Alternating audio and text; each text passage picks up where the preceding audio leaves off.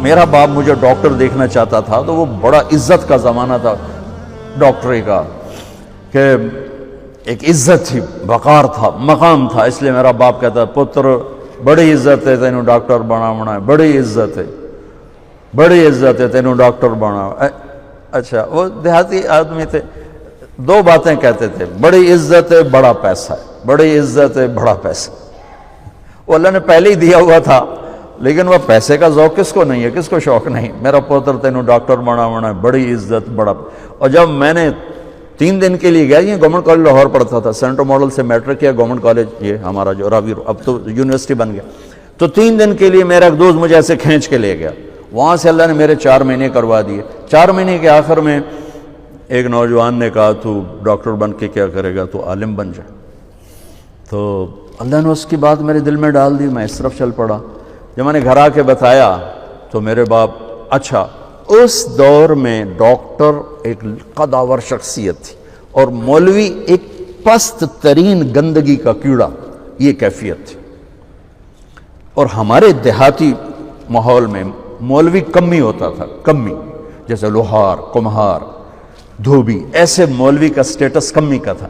تو میرا باپ کہے تو کمی بڑوں ہیں، تو میری نک وڈھاؤں ہیں، تو کرو کی ہیں، تو مینوں کسے پاسے ران دیونا ہے، جیون دیونا ہے کہ نہیں جیون دیونا۔ سارے علاقے دے ذمہ دار جو ہیں مینوں لانتاں کریں دیں کہ تیرا پوتر تو مولوی بندا پیا دا، بن سی کی۔ تو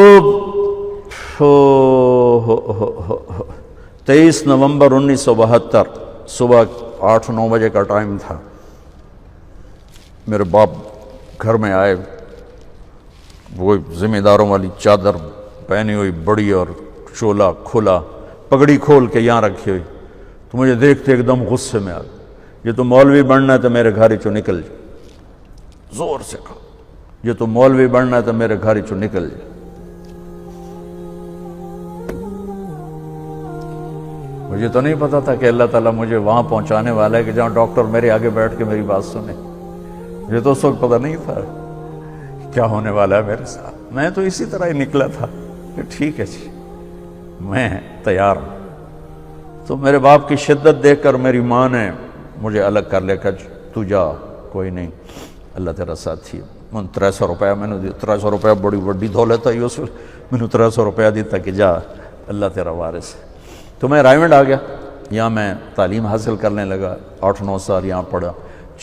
سال 2 سال کے بعد میرے باپ بھی بالکل راضی ہو گئے، بہت ہی راضی ہو گئے تھے، بہت ہی راضی ہو گئے تھے۔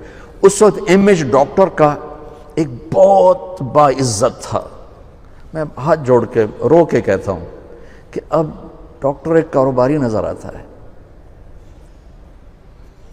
وہ بھی پیسے کے پیچھے ایسے ہی بھاگ رہا ہے جیسے مال روڈ کا تاجر بھاگ رہا ہے، جیسے لبرٹی مارکیٹ کا تاجر پیسے کے پیچھے بھاگ رہا ہے، وہ بھی ایسے ہی بھاگ رہا ہے۔ کوئی جائز کمائی، جائز محنت کا صلہ لینا کوئی منع تھوڑا ہے، وہ آپ کے رزق حلال ہے۔ میں کینیڈا میں گیا ہوا تھا، میرے یہ سر درد بہت شدید ہوتا ہے، تو وہاں وہ بوٹاکس نیا طریقہ ٹیکے لگاتے ہیں، تو کچھ دن گزر جاتے ہیں، تو مجھے پتہ نہیں تھا یہاں کوئی لگاتا ہے کہ نہیں لگاتا۔ تو میں کینیڈا گیا، وہ جاننے والے ڈاکٹر تھے پاکستانی، تو پارکنسن کے 5 بڑے ڈاکٹروں میں ایک ان کا نام آتا ہے۔ تو وہ ان کے کلینک میں بیٹھا ہوا تھا اور بات چلتے چلتے تو یہ ایسی ایک پینسل پڑی ہوئی تھی ان کے ٹیبل پر، تو وہ یوں پینسل اٹھا کے مجھ سے کہنے لگے مولانا یہ ایک پینسل میں کسی کمپنی کے ایجنٹ سے لے لوں تو میں بلیک لسٹ ہو جاؤں گا، ایک پینسل میں کسی کمپنی کے ایجنٹ سے لے لوں تو میں بلیک لسٹ ہو جاؤں گا، میں کلینک نہیں کر سکتا اس کے بعد۔ تو آپ ڈاکٹر بنے، تاجر نہ بنے، ڈاکٹر بنے، آپ مسیحا بنے۔ اللہ کی قسم مریضوں کی دعائیں آپ کی نسلوں کو نہال کر دیں گی۔ اگر آپ صرف تاجر بن گئے تو ٹھیک ہے 4 پیسے تسی وٹ لینے، لیکن پتہ نہیں آگے نسلوں کا کیا ہوگا۔ اور اگر آپ مسیحا بنے، ڈاکٹر بنے، مریضوں کی دعائیں لیں، پشتیں آپ کی اس کو بیٹھ کے کھائیں گے کہ دکھی کی دعا اللہ کے عرش کو ہلا دیتے اور درد مند کی دعا فرشتوں کو رلا دیتے۔